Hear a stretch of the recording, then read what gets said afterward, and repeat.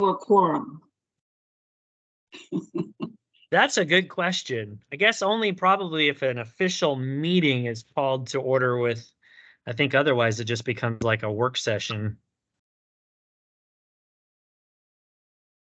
Because I even struggle with like, what is our, I think I know what our defined membership is, but I don't know that we've all really clearly sat down and said, okay, is, for example, the president of the DMEA, which is a member of this committee in an ex officio capacity, what role do they actually have? Because there's sort of two definitions of ex officio in terms of whether they're an equal voting member or a non-equal voting or non-voting member of the committee.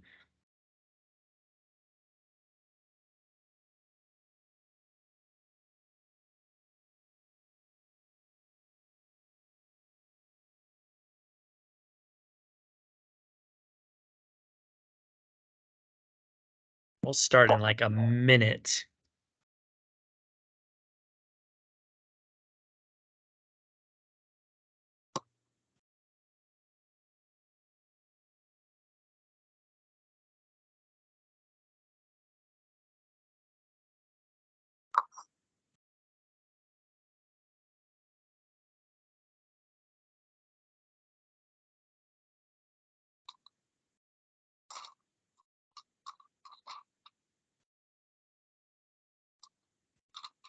Okay, good afternoon, everyone. We're going to go ahead and officially get started here with our May 31st DMTRS Advisory Committee meeting. Some of you may have not seen, but Kathy McKay will be joining late. And so she asked me if I would get us started through here. And so what we're going to do is pick up with our review of the plan document. And then hopefully by the time we get to the end of that, Kathy will jump on and can give us some updates on the 401A. I know some of the information. I probably know enough just to be dangerous in the conversation, but I'm hopeful that she'll have some even more clear updates. So those of you in your plan document, if you could open to page 31, we're going to pick up with section 5.10, form of distribution. And if everyone is okay, we'll kind of do this just as we did in the past, is I'll just kind of go through each page or actually each section. If there's something that stands out within a section, just kind of unmute yourself and throw it in there. And especially if there are pieces that, again, if we feel like they're just some legal definitions that we just want to make sure that we have our team just confirm that the language we have is exactly what it's supposed to. Are there any questions or comments on page 31, section 510, section 511, and then going into section 512, the direct rollovers?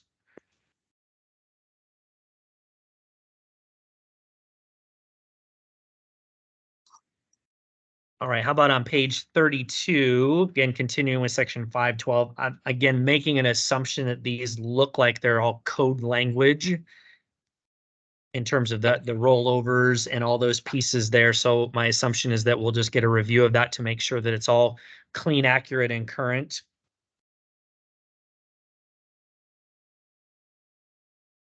All right, turn to page 33. Is there any questions or anything that stands out in section 513, the annuity payment structure? I was just wondering, down in section 5.13D, 12 annuity payments beginning with the annuity payment in September, but we don't get it until October. Does that need to be changed to October? Or is that saying something that I'm not, maybe that's figuring it out, but don't they know by July 1st they're getting the information they need? I'm just wondering. Yeah, I mean, I would read that to interpret that it says that your first payment is in September. Did we used to have that happen? I'm trying to remember. Jim might remember.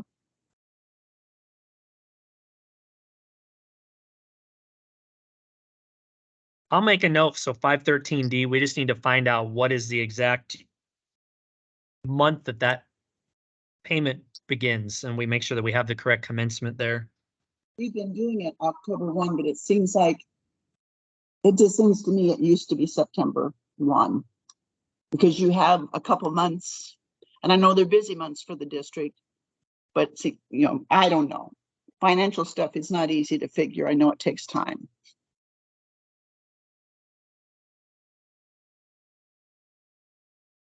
All right, does anybody have any questions in section 514 about quadros? Again, I'm going to make an assumption that in quadros there, that is all code language or other legal language that we don't have much flexibility in.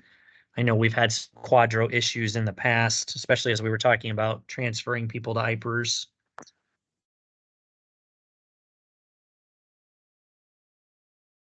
All right, hearing no one on quadros, let's turn to page 35. We're now going to be in Article 6.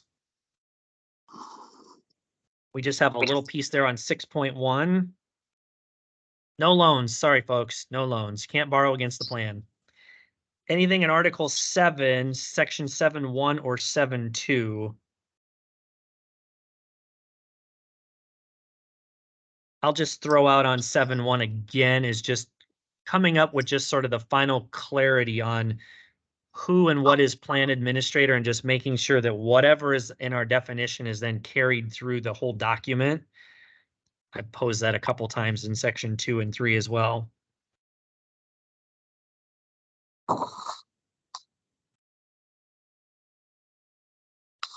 All right, any questions or comments on page 36, section 7.3, the advisory committee? Again, for me, I think we need to have some clarity on sort of what each role has. I mean, when I read this, the superintendent or the superintendent's ex officio representative is a voting member of this committee, is the way I interpret this. The president of the DMEA is a voting member of this committee, and then the 6 elected and the 3 appointed. And so as I read this, we are an 11-member committee. But I know as I started, I know there was question about is like the DMEA and the superintendent's role, are they're more in figurehead or are they actually, voting equal members of the committee? For as long as I've been involved with this, it has only ever been the 9. I see what you say, and you can read that document and it looks like they should also be voting members. And they would have a member of the school board who would come and sit in it like Paul Johnson did this year. And they would come regularly, but it doesn't say that they're a member of we never treated them as a voting member in the past. But maybe that's something that should change based on what it says here in this document. Yeah, I had to do a little homework on sort of the definition of the ex officio. And ex officio is really just a phrase that means they automatically get it. And so they are, by this definition, they would be equal voting members and we would be an 11-member committee.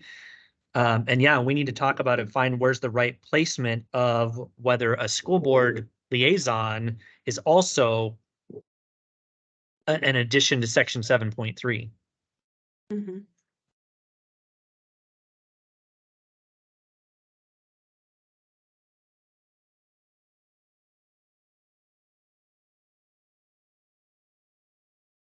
All right, in section 7.4, I will pose one thing, which is that we haven't followed the timeline, and so we need to either adjust the timeline or follow the timeline. And what I mean by that is we don't typically start the engagement of almost anything in July, as it says on here. And so I think we either need to align to what practice is reasonable, or we need to adjust to meet what the plan document asks us to do.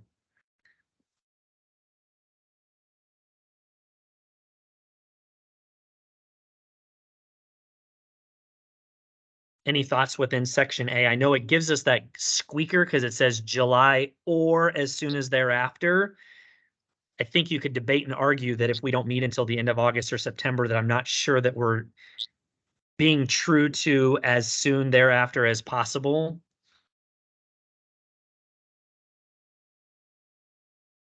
Yeah, I just think summer is a hard time to get all that done. So perhaps, when we meet in September is more realistic. Annual meeting comes around that time. So September, if not August, but yeah, first regular meeting held. as soon after. Yeah, summer is just kind of in consideration for the members of the committee. It just, considering too that we have been meeting monthly for years now, it's just yeah. I mean, the language in A could say the board shall elect at its first regular meeting held in July each year or as soon thereafter. It could just simply say the board shall elect at its first regular meeting. The only thing there that's maybe still vague is what our year is defined as, is July 1. But my assumption would be yes, because that's when all of our reports and just our end of year things. So I think it's probably naturally that way. But we could have it just state the board shall elect at its first regular meeting and held in each July or as soon thereafter. Any thoughts on whether does that meet what we actually do? And then it allows us, if we are meeting in July, then we take those actions. If we don't start meeting until August or September, that's when we take action.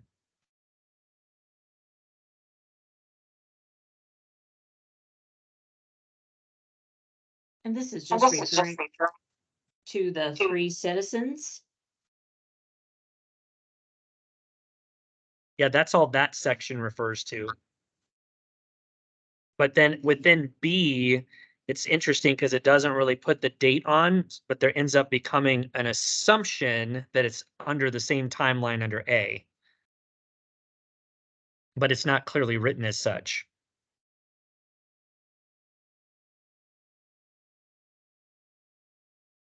I just think it's important for us to try to have dates or clear guidance of when we're going to elect and appoint people and hold ourselves to that so that we don't run into what we've had, this last year, which was really a catch-up election because we really had not had elections for a couple of years. Understandably, there was, a pandemic or something going on, but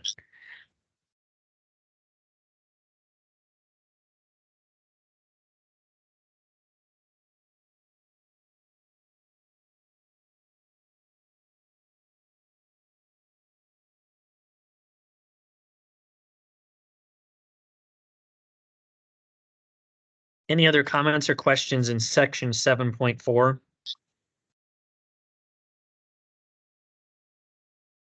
Section 7.5, we don't really, I suppose we do kind of elect a chair, and I don't know if clerk is in this case defined as, Rosie, are you our clerk?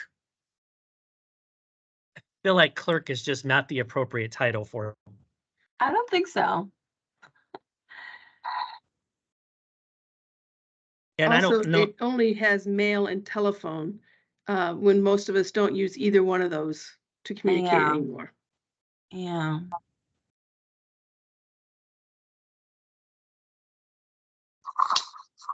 So that probably needs to be revised, just at least updated into more modern language.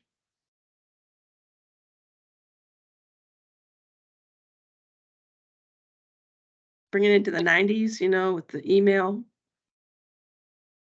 Yeah, and I'm wondering too if we need to have, do we go to a chairperson and a vice chairperson? Do we need to actually have 2 people in that capacity? Because that's really what that's implying by a chair and a clerk.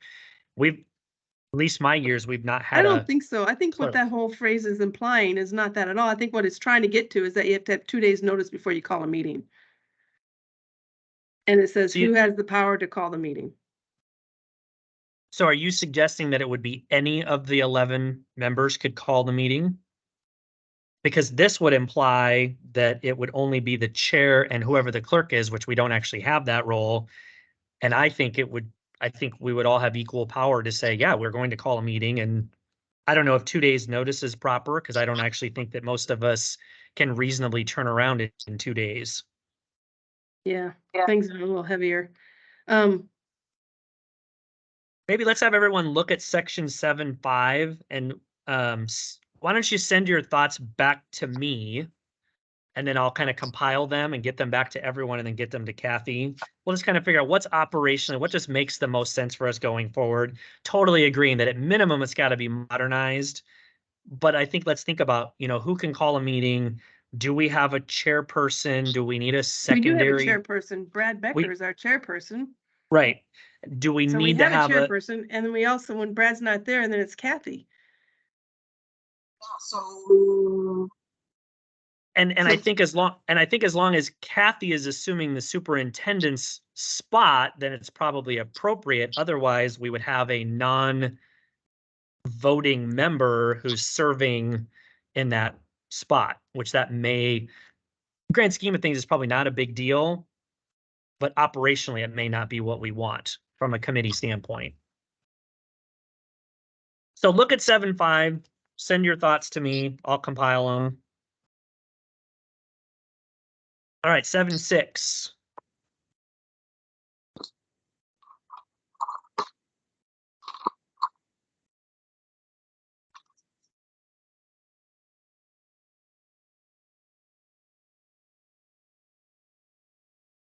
I'm going to be really honest that I struggle, not with what it says in 7.6 letter B, but that has not been a practice that has been committed to.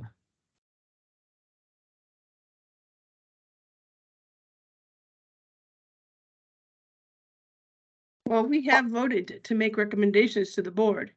It's just that we've been blocked by the management. Right.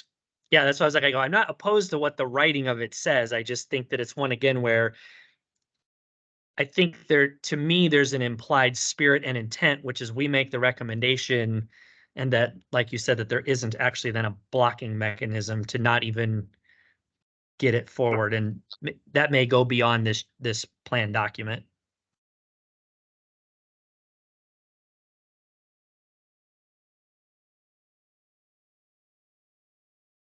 Are people still okay with within letter C, that 15-day review process?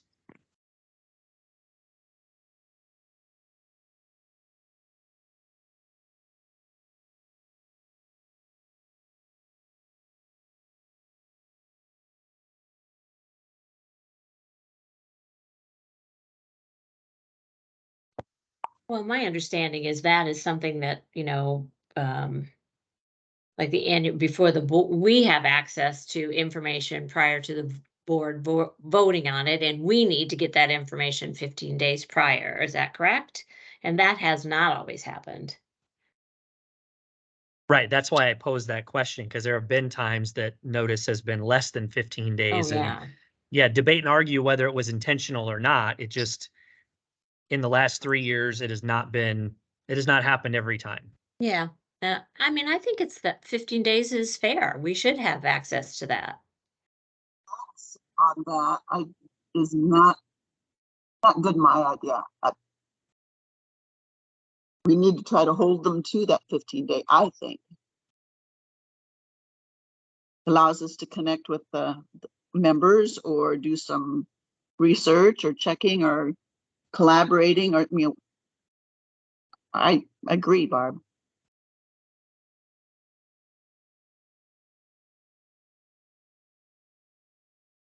And then the same thing happens in D. It puts another 15-day window as things go forward to the board as well.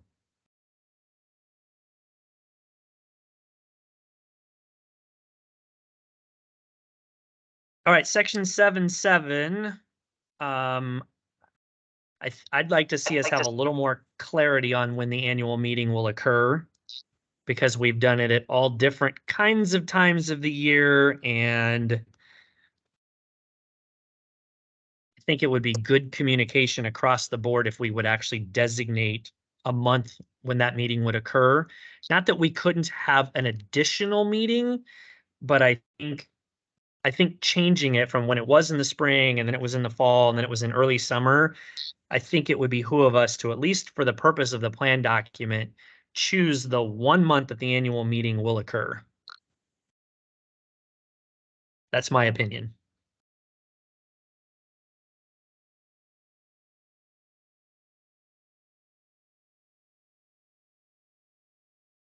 Does anybody have thoughts on what would be reasonable?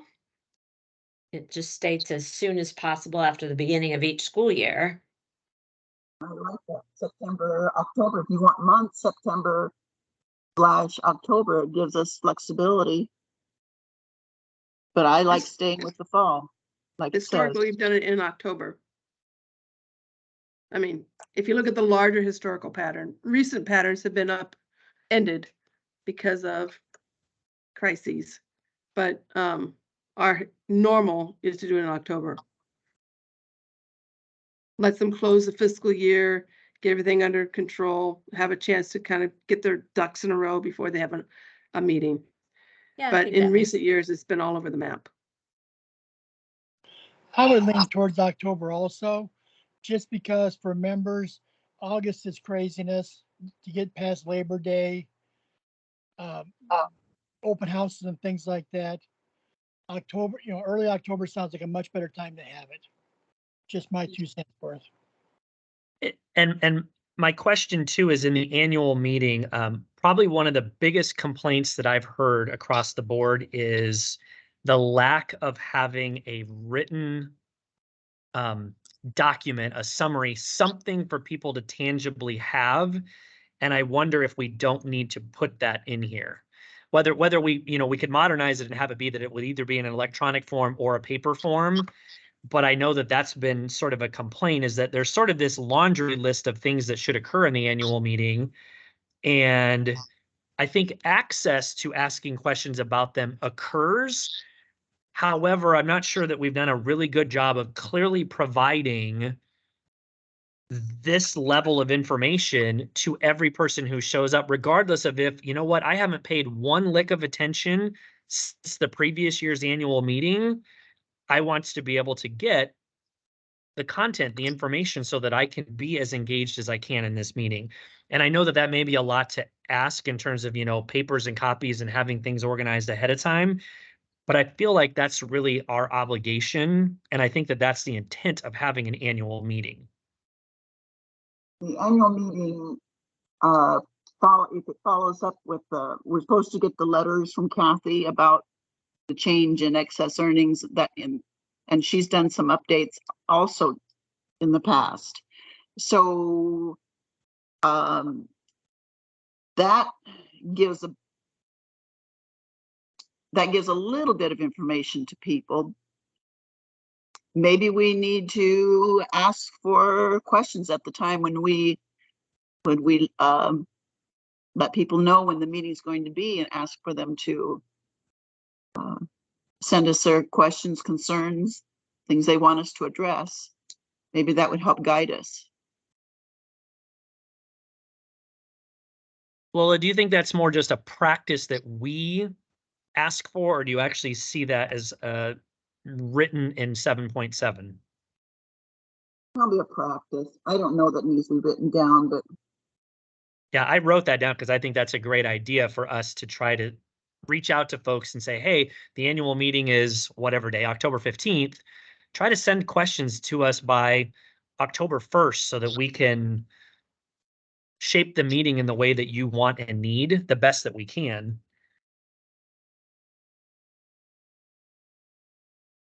Any other thoughts in section 7.7 in terms of what we want to mandate, which is really what we're doing? What goes in here is what's mandated.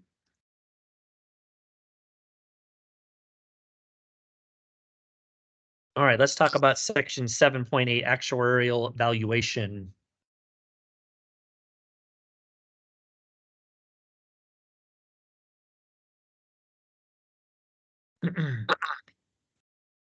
My concern is that this just hasn't happened.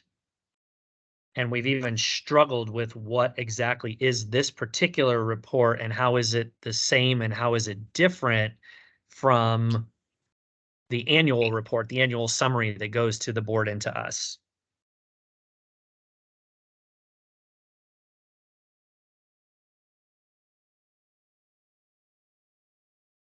Well, the actuarial valuation is when they set the actuarial tables. They determine the mortality rate, and they're saying to revise it every 5 years.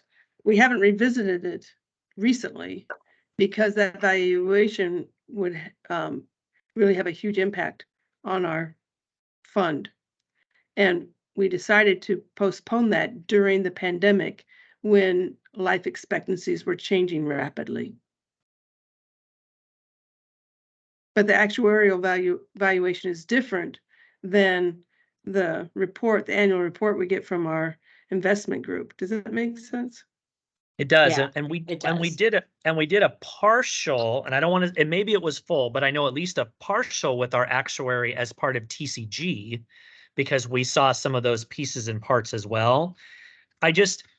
When I read this language, it's pretty clear to me that there's this report every 5 years, and it has these components of mortality and service and rates, and then it's supposed to go to the school board, so that then the school board, as our board of trustees, can at that point look at it and say, is change needed?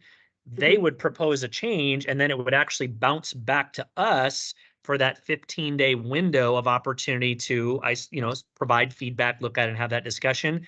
That whole process and that cadence just is not occurring. Well, it wasn't. We used to do it regularly, but just before the pandemic, we were due for our 5-year valuation, and there was a lot of debate about whether or not we should do that valuation. There was, they're saying, well, we're out of compliance with this. This is not our actuarial tables are not up to date. That was a big concern. And so we were in this whole process of how do we update them and what are the consequences and what are some factors that we need to consider and who would we get to do this work? Then the pandemic hit and people were like, wait a minute, things are changing so rapidly now. Do we really want to invest in that study? That because you have to do an actuarial study to determine the life expectancy. The actuarial table is used for us to predict how much fund do we need to ensure that we can support the people through their entire retirement. How can we make sure that this fund has enough money to be, fully funded for every member as they go through retirement? So the actual tables and the mortality tables are used to make that prediction. But things got so crazy there during the pandemic with, especially for life expectancies. It just kind of went haywire and it hasn't quite settled down yet. So we are overdue for that because we were due for it and we were talking about it and we're discussing who we're going to get to do it and how much is that going to cost and who pays for it and all of those things. Were things that we're discussing, and then we backed off of it during the pandemic because it was an expense that was going to throw things completely out of whack. But what that means is that our actuarial tables are really off right now. And when we look at national standards, we can ask Brad about it when he joins us again and say, do our actuarial tables match the industry standards right now? And I will tell you they don't. And that's something that we probably need to get rectified because we need that data in order to make accurate predictions about how much money we need to have in the fund to be considered fully funded. And that's an important thing for us to think about, especially as we have more retirees than we do have actives. And that trend is just going to continue until all we have is retirees.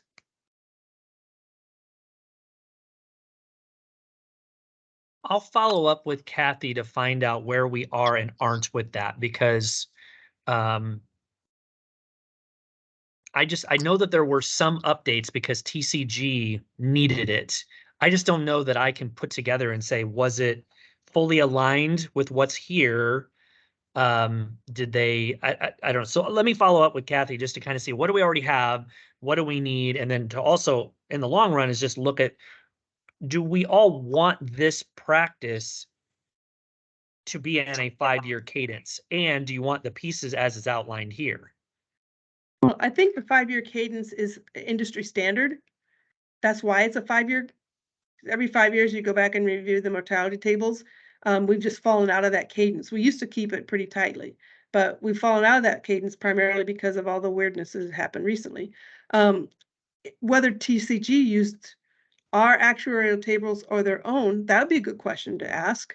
I mean, because there is an industry standard, but actuarial tables vary based on the population. And populations that are mostly women and mostly teachers is different than other populations. And our population is mostly women and mostly teachers. So getting someone to help us update our actuarial tables will be really important for us to have good, valuable information on which to make predictions. Now, if TCG used their own actuary tables, what tables did they use? And were they using ones that were skewed specifically for the population that we serve, which is mostly female and mostly teachers? And I think as we look forward for actives, do we need to add either within part 7.8B or even a 7.8D, do we need to, or how do we take into account the impact of the 401A contributions, as this is really intended to help paint the whole picture? Because it would not be fair to exclude that, because, you know, it is money, it's going to impact where people are, but we don't have that here. And I don't know whether that's the right place for it or how we take into account, because unfortunately, because our plan is not super clean because of all the different contribution rates, it's not as easy as saying, well, everybody got $1,000, and so let's assume that it grew at 5.5%, and so this is what it's worth. And I think that's something for us to figure out, is how do we create a monitor for the 401A impact, as we always will have that ongoing conversation about how well is this plan taking care of people in their retirement. So let me do some checking with Kathy. I think that's one we're going to have to come back to, is section 5.8. If everyone's okay, let's move into section 7.9, or excuse me, 7.8, not 5.8. I have just a quick question. Yeah, Barb. Do any of you remember we paid the actuary $20,000 for a special report? And do any of you remember what that was about? I don't ever recall. I remember asking about getting a summary of that. I don't think we ever did. And I can't even remember as of right now what that report gave us.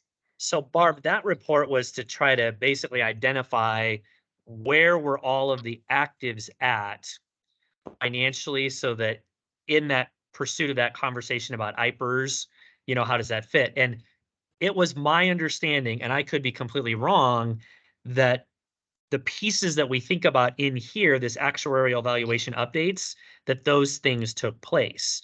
Now, that would not be for all of the members of the plan. It would have just been for that, you know, small 15% of the actives.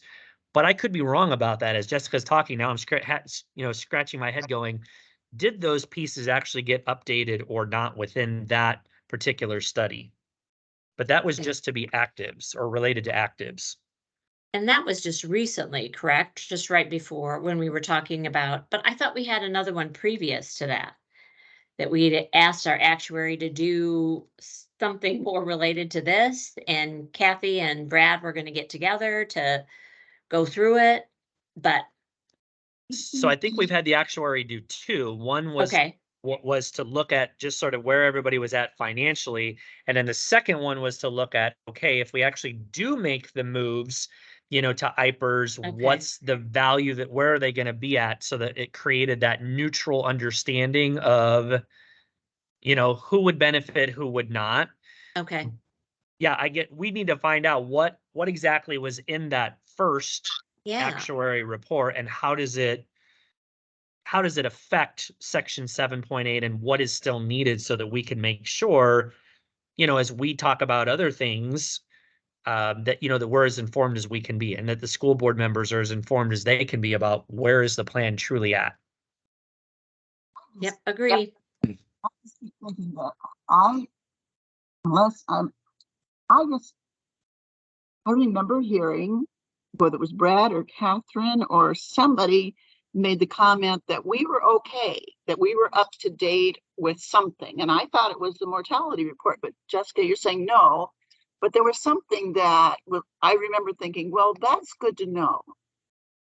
And I'm with you, Lola, that I actually thought that those studies, although they may have been more active only related, but I thought that we were given some information that said that we were on track, because I have been under an assumption for a long time that was like going down that road was going to lead us to a pathway of not a lot of success or happiness for members. So I'm actually kind of with you, Lola, but we need to figure out where exactly that is. Thank you, Catherine, for that. I see that. All right, let's move into section 7.9. Any questions on records? How about Wait, a minute, Lola, Blake. Lola's trying to say something. listen to Chip Treadway? He may have something. He's had his hand up a long time. Can you hear me? Yes. I remember distinctly that Brad Becker was very unimpressed. That's what, 2 years ago with the actuarial report, as it didn't tell us much. That's all I got. Okay. Thanks. This last guy we listened to, late winter, early spring, was more with it, and we felt like he did a good job for us, but I can't. Oh, we need clarification.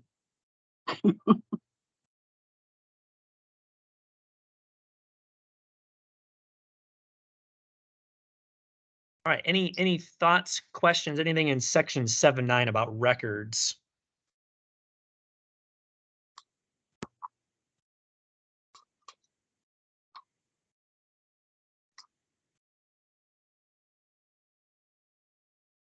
All right, anything in section 7.10, the claims procedure?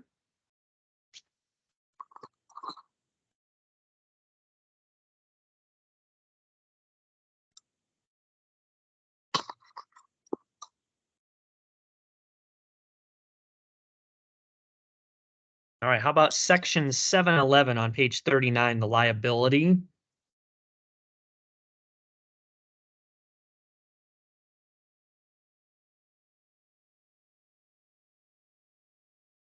Anything on page 40 in section 7.12 or section 7.13?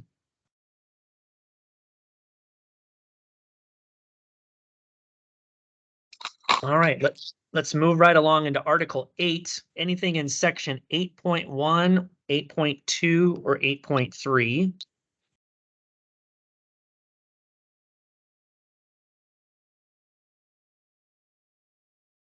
Anything in 8.4, which carries over to page 41?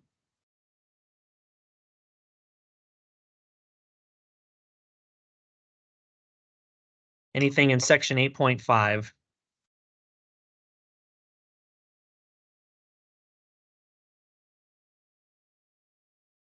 Anything in section 8.6?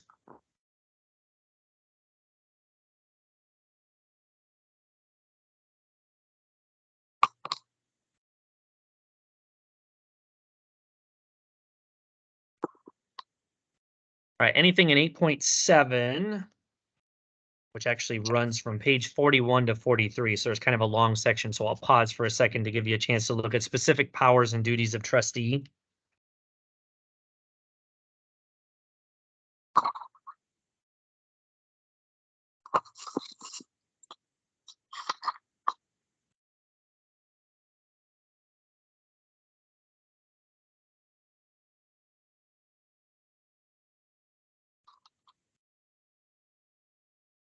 And most of that stuff in 8.7, I'm assuming Catherine will look through and just make sure that that's all the exact language the way we need and meets all of our codes and standards and all those good things that she gets to do this summer after she's at Disney.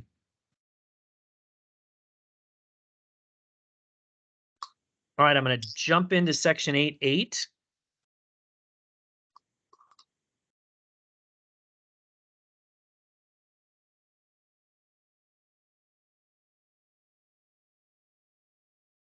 Anything in section 8.9, the investment of plan assets, page 43.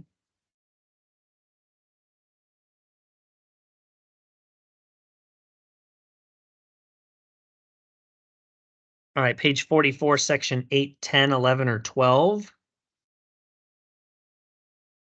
The only thing I'll pose in section 8.10 is I don't believe that we've always met the dates listed there.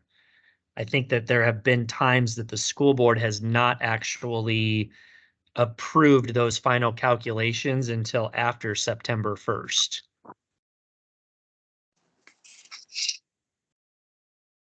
At least it seems like I've seen it on board agendas after that. It would behoove us to get that information before that. I mean, Couldn't hear. This Treadway talking. Yeah. You raised by 8.9. Those percentages aren't contemporary, are they? Are those the numbers that are accurate today? No, we'll have to update those, Jim.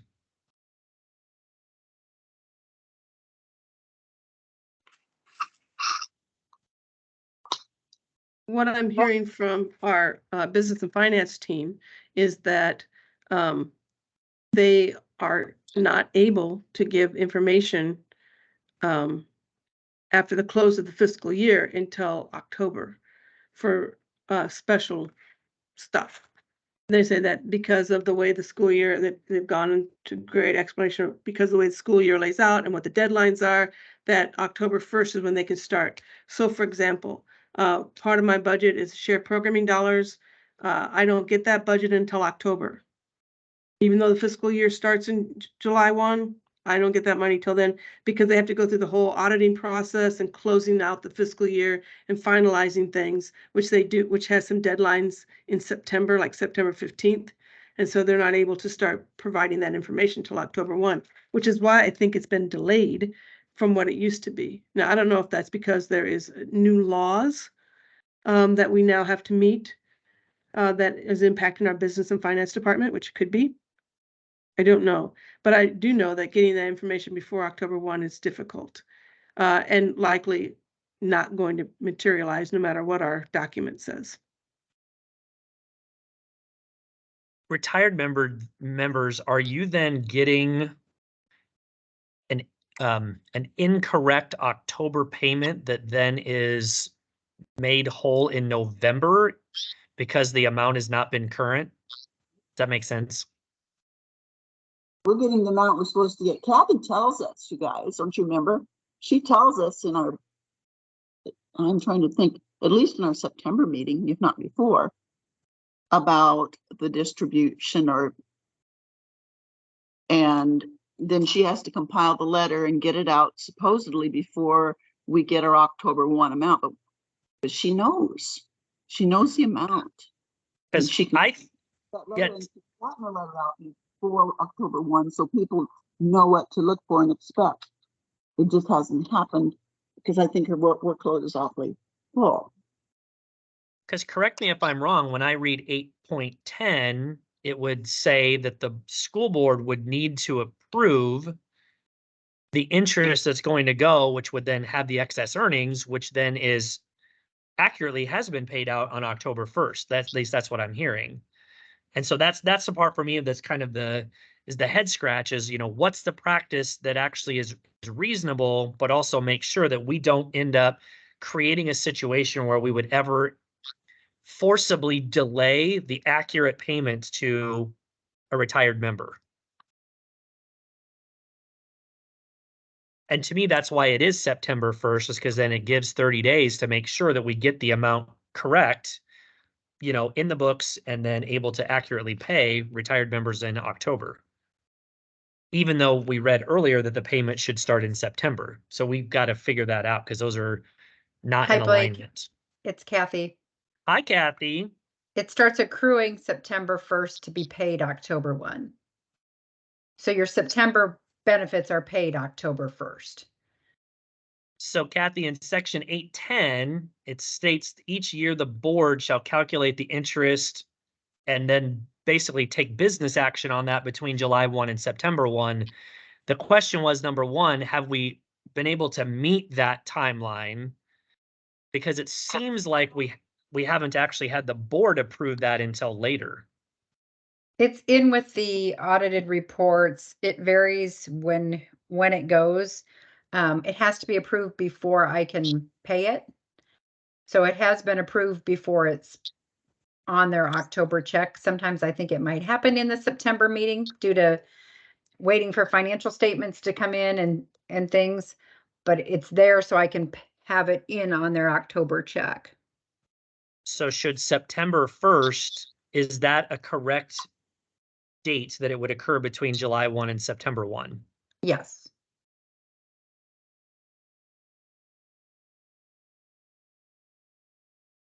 Any other comments, questions on 810, 811, or 812? We're on page 44, Kathy McKay. Okay, let me.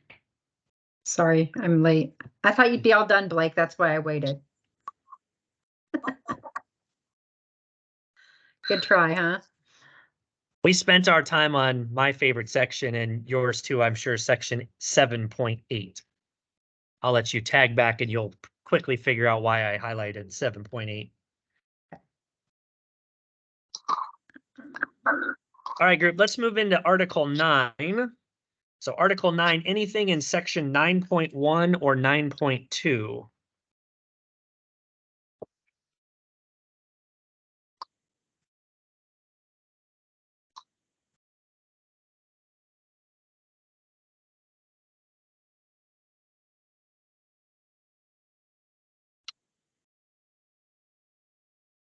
Anything in section, anything in section 9.3 on page 45?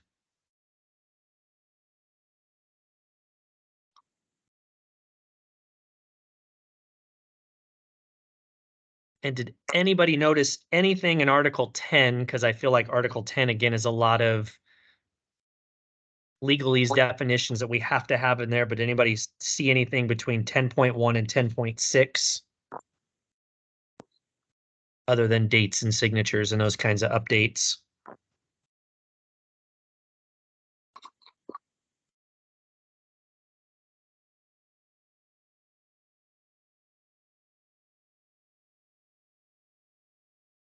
Anybody notice anything that just seems like is completely missing that as we went through this, that there are things that we've talked about, action that is not accounted for anywhere in the document, that not that you have to figure out where it goes to, but just things that are missing? I guess I just want to have on record the email that Jim Treadway sent out about the difference in what is stated on the website, on the district website versus what's in the plan document. When it asks about, does the district make any additional contributions to the plan? And on the website, it says yes, if the plan's earnings are less than the guaranteed interest rate, blah, blah, blah. Anyway, I think we all got that email, but I just want, and I think Kathy stated she was going to forward that to Catherine for her opinion, legal opinion on that. But I just want to make sure that we're following up on that. I did forward it to Catherine and she gave me a response and I haven't had a chance to look at it yet. But Catherine, if you're okay with responding, I don't want to put you on the spot, but Yeah, you're on no, the spot. I'm okay with responding. You know, lawyers don't get to have favorites, but I come to just about every meeting. So take from that what you will. Okay, so the question from Mr. Treadway had to do with what it comes down to, and I guess Jim's on, he can speak for himself, but it comes down to what the mechanism or the definition we're using for guaranteed interest rate is with respect to when the district as the employer needs to kick in additional funding. So guaranteed interest rate is a defined term in the plan document in the definitions section. I bet Blake can find me a page number. I'm going to guess 3, 4, 5, somewhere in there. And as defined by the plan, guaranteed interest rate means the interest rate used to actuarially calculate the annuity value of a participant's account. Yeah, Blake, 5. On page 5, guaranteed interest rate defines that term as the annuity value of a participant's account as set forth in section 513. So then if you go to 513, which we discussed today, it describes the guaranteed interest rate for after June 30, 2023 as 4.5%. Then there was a question about which document do you use, the summary plan description or the plan document. The plan document does control, particularly when it speaks exactly to an issue. Most times the summary plan description isn't in direct conflict with a plan document, but it may either be silent or use terms where there's a question of interpretation. Courts don't consider that to be a conflict unless they're really saying two different things. So yes, there are very rare circumstances where there's an actual conflict, and a plaintiff might allege reliance on the summary plan description. But in this scenario raised in the email, guaranteed interest rate is a defined term that your plan addresses. So the percentage we're looking at is 4.5%. After that, I've got to turn it over to Kathy for any additional information on plan solvency. I just read the plan document for you folks. Jim, do you have questions on that portion?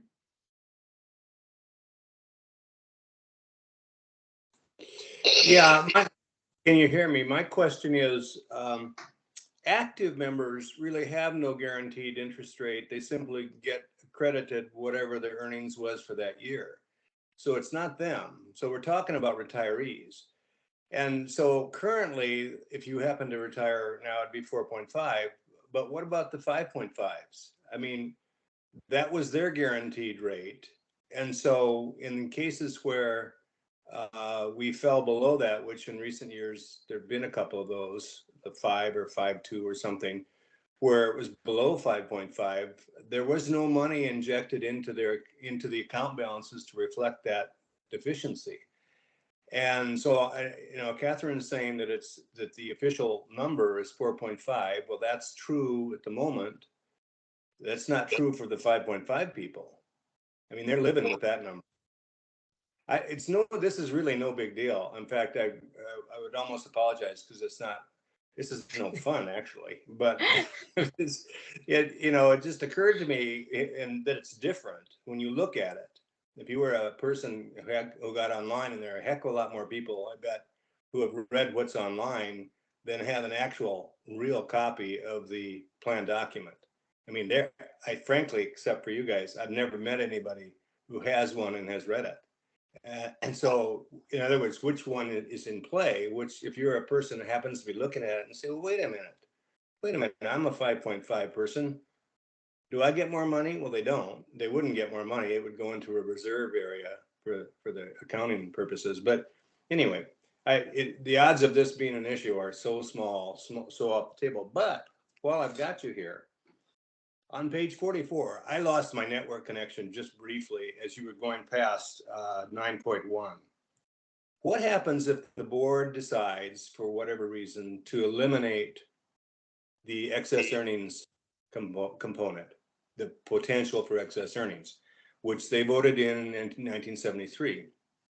If you look at the plan, it says, no amendment to the plan shall be effective to the extent that it has the effect of decreasing a participant's accrued benefit.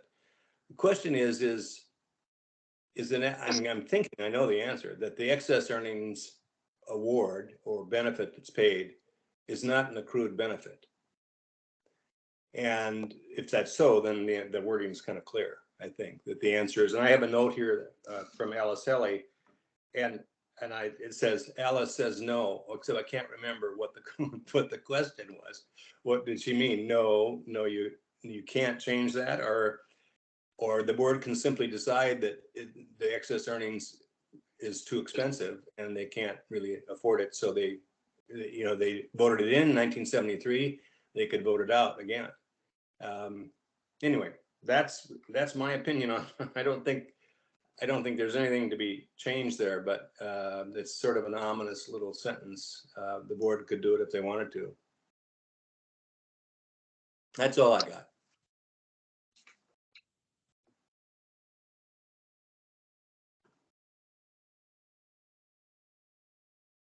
Well, that really shuts you up.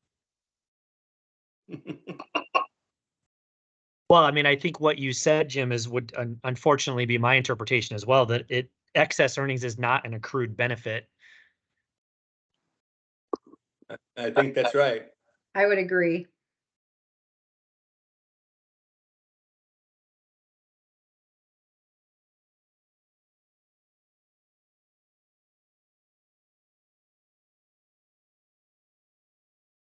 So Blake, where are you then on this? Are you through the document?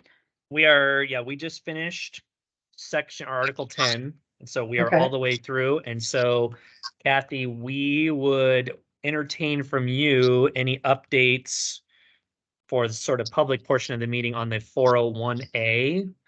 And then I think probably our last thing is to decide when our next meeting will be, like how deep into the summer. And maybe a lot of that might be Catherine, might be how much time would give you enough opportunity to really review the, I don't know, 200 or 300 things it feels like that we've asked you to look at as well, so that we can reconvene at a time that that review has occurred. So first question I have is, Blake, I know you did this meeting and I think another one for me. And so you've got some notes. I also have some notes from a different meeting. Would it be wise to compile them all so we have one document that has our concerns on the regarding the plan document for Catherine to reference? I know she's probably taken some notes, but I also want to make sure that we're giving her everything we want her to take a look at.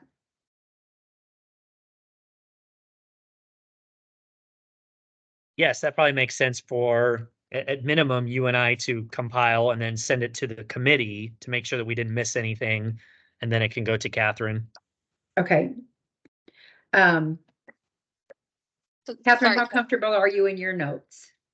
I've got quite a few notes, and a lot of them say things like review legal mumbo jumbo. I think that would be one of Blake originals, but I got 2 points here. One, I have several notes where it has a, we need to look at that, we need to update that, we need to discuss. So I think once you have a combination of you and Blake's notes, you probably are going to have yet another discussion to go through those areas.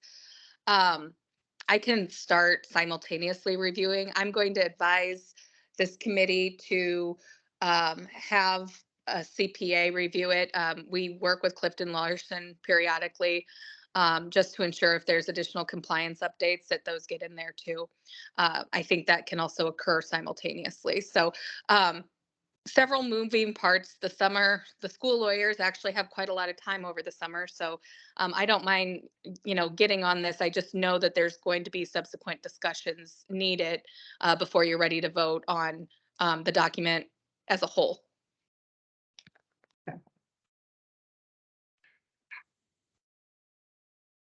Blake, are your notes in an electronic form or are they written form or?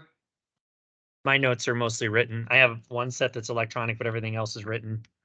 Do you want to scan them and send them to me? Probably not. I'll probably need to type them out and create a summary. Otherwise, I'll be scanning virtually the entire plan document. Okay.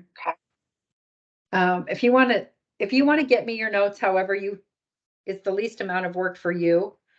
And then I'll infuse my notes into them. And then Catherine, do you think are your notes written or electronic, or how are yours? They are electronic. I'm just using a redlining document. So if you want to send me what you've got, I can also update with mine. Okay. Or if you want to send me yours, I can just do one document. That's But fine too. Yep, I've got whichever's a lot of, easiest. yeah, I've got a lot of comments on mine. And with the policy related questions you folks raised, I'm not going to weigh in on those. I just need you to tell me what policy changes you're wanting to do, and then I can tell you how it can be done within the existing legal parameters. Okay. Okay. Well, we'll combine all of our notes and that'll give us a good working document to move forward on. And I am out all of next week. And so that won't get done until I return. Then we can get that going. Catherine, how long of a time frame do you then need?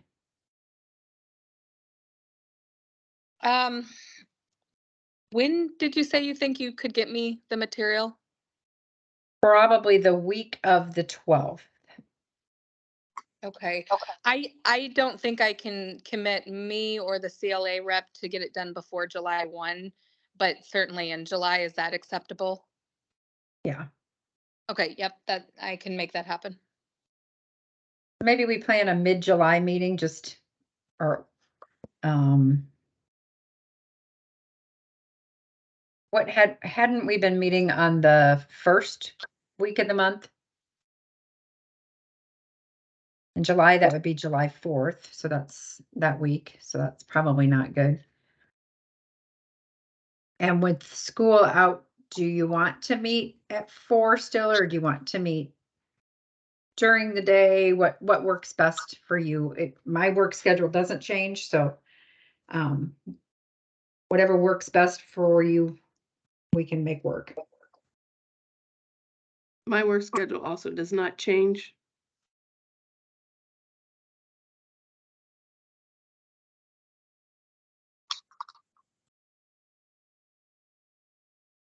Yeah, Okay, my Rebecca, we're retirement looking at you. doesn't change either. What? Okay, Rich, you said yours didn't change much? Yeah, when you're retired, it doesn't change a whole lot. Every day's a weekend. Exactly. All right, so Rich would like to meet on Saturday, July the 8th at 2. So should we try to go, I mean, July 12th at 4? Does anybody immediately look at that Wednesday, July 12th at 4 and say, Right now, it looks good to me. okay, so let's pencil in or tech in July 12th at 4. Kathy, do you have any 401A updates that can be shared?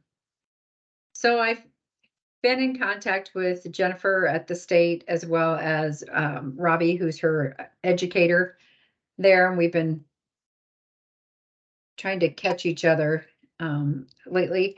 They have done up, they just sent me this morning a mock-up of their custom web page for enrollment and the form and a sample flyer.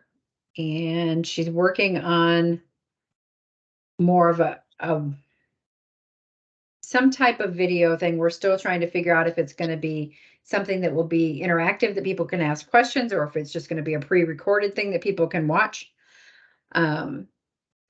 My hope is that I can send this information out with a little blurb. I really wanted to do it tomorrow, but I'm not sure I'm going to get that done because I'm not sure it's ready from them yet. I will forward what they just sent me today to this committee so you guys can take a look. It's pretty simple, but I still want people to understand what they're doing. I mean, the enrollment process is easy, but I want people to understand, what am I enrolling in and what does this mean? And I think that's the piece that's missing, and that's the piece that I think that they would be doing in the webinar. Kathy, is there any way that we can get something out to actives before Friday and they all scurry, that at minimum tells them what's coming, what's expected, and by when? Even though we may not have all those pieces and parts, I'm just worried that I know. I'm an employee. I get to, I mean, because realistically, if it doesn't go out Friday, you're on vacation the following week. So then you're, June 12th. And we really need people to turn this information around in a couple weeks. Otherwise, we're going to end up, as we identified before, giving them that sort of forced choice where we push them all in. And so I wonder, at minimum, can we at least just get an email that says, this is what's coming to you? And even if we put a date that's a little later, like if we say you're going to see it in your Des Moines schools inbox by, and give yourself, Kathy, enough leeway to get that done, let's say it says June 17th. That way people know that they've got to go back in and check that they're going to have to get signed up. They're going to have to get signed up by June 30th or whatever you feel comfortable with as a date, so that people know.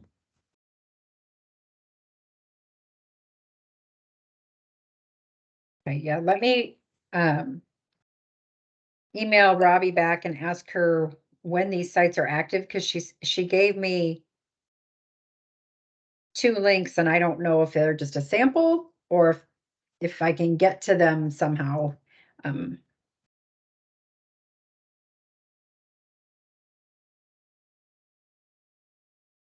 All right, I'll ask her if they're ready to release and use, and if she says they're ready to release, then I could send out an email tomorrow with, here's the webpage, here's the form. We're anticipating education. I don't have that date yet. If you're comfortable applying, signing up before that piece, here's the information to do so. And I can maybe try to do a brief little of what a 401A is kind of thing. Because their little flyer just says you can enroll, it doesn't, and it tells you that it's, employer contributions, but it really doesn't talk great about what a 401A is. And I think that's a piece that's missing and that's important.